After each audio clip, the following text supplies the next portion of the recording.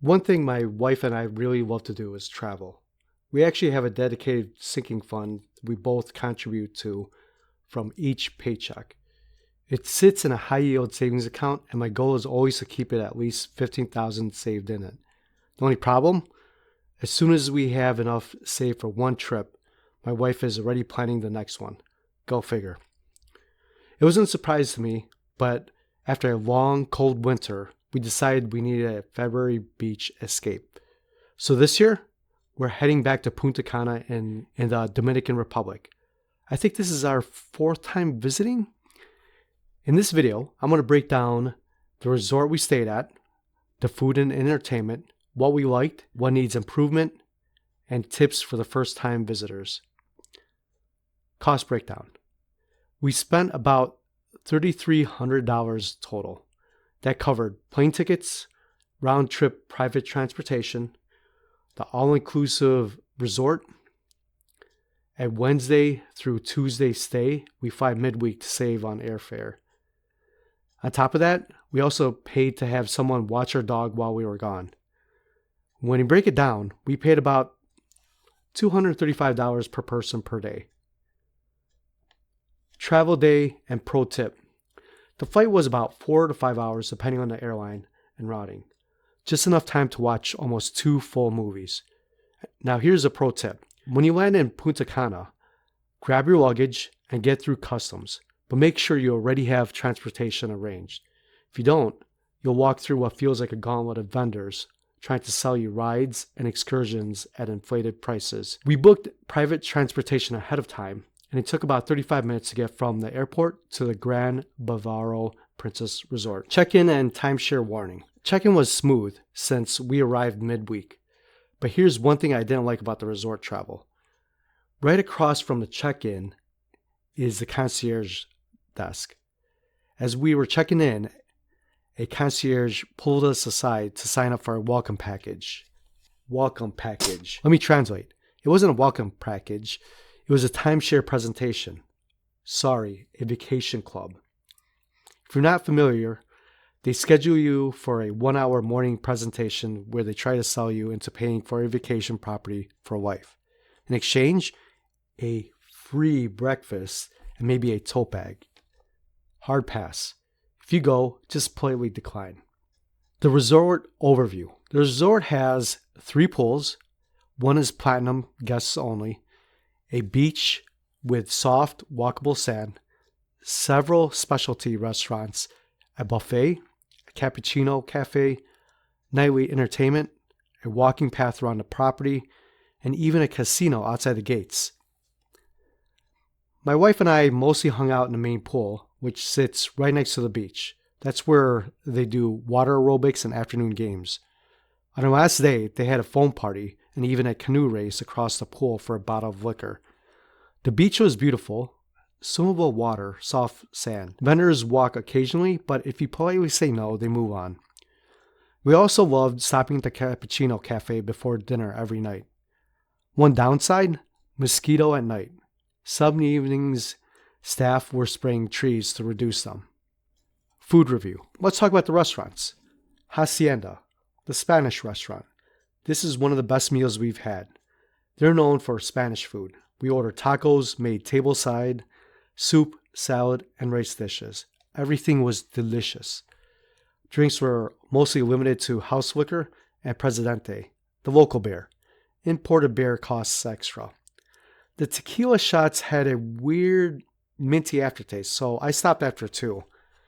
My wife had white wine and champagne. Overall, great food and service. Il Tartufo Trattoria. I hope I pronounced that right. This one surprised us.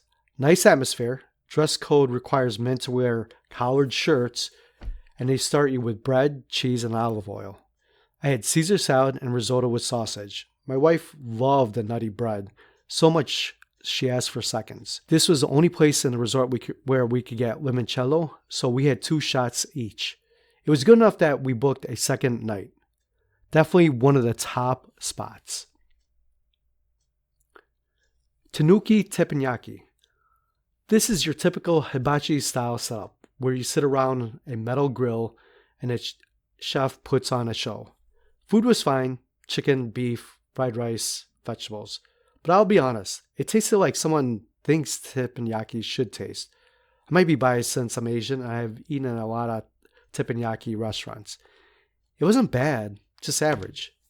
Also, this is when we officially gave up on tequila shots for the rest of the trip. El Gaucho, or the steakhouse. I had high expectations because we were told reservations were hard to get. Unfortunately, this was disappointing. Our main courses came out cold, and cold steak just doesn't hit the same. The appetizer did not match the menu description. My wife barely touched her steak. Definitely the weakest dining experience of the trip. The buffet. If you don't have reservations on your first night, you're likely to eat at the buffet. It had a decent variety, but nothing memorable. Excursion day, Hacienda Park. For something different, my wife booked a full day excursion at a park called Hacienda, about an hour away. We got picked up around 8 a.m. and got back around 5 p.m. Activities included ATVs through mud and jungle, horseback riding, ziplining, quick drop, safari-style animal visit, and lunch is included. Pro tip, if you've never ridden on an ATV, you will get dirty. Bring a change of clothes and maybe even a face covering unless you enjoy eating mud. My wife is an experienced horseback rider. I am not.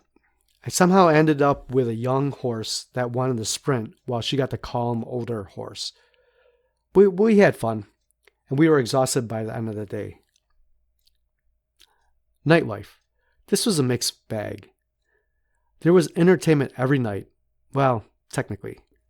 But it was mostly the same format. Same DJ, same Latin music, same line dances, same performance. After night one, it felt repetitive. However, we did discover karaoke in a sports bar near the lobby, and that ended up being one of our favorite nighttime activities. Some guests were incredibly talented. The casino. There's a casino just outside the resort gates. It was rough. It smelled like old cigarettes and regret. We didn't lose money gambling. We lost money converting US dollars to Dominican currency and back. Would not recommend. One more thing. There's a walking path, and this is something that annoyed my wife a lot. One thing that really stood out, and not in a good way, was the main walking path around the resort. On paper, it sounds great. There's a paved walkway that loops around the property. It's scenic, lined with trees, and you'll see ducks, flamingos, and other birds roaming freely. It could be a peaceful place to stroll after dinner. But here's the issue. Every few minutes, you have to move out of the way for something. Golf carts, supply trucks, mopeds, bikes, staff vehicles.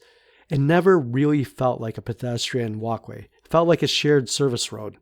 My wife was especially annoyed by this.